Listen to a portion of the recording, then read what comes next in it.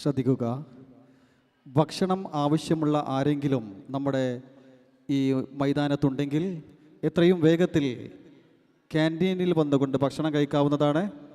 10 മണിക്ക് ശേഷം canteen close ചെയ്യുന്നതാണ്. ഭക്ഷണം കഴിക്കാൻ ആരെങ്കിലും ഈ മുറ്റത്ത് ബാക്കിയുണ്ടെങ്കിൽ എത്രയും വേഗത്തിൽ ക്യാൻറ്റീനിൽ വന്ന് ഭക്ഷണം കഴിക്കാവുന്നതാണെന്ന് വിനീതമായി അറിയിക്കുന്നു.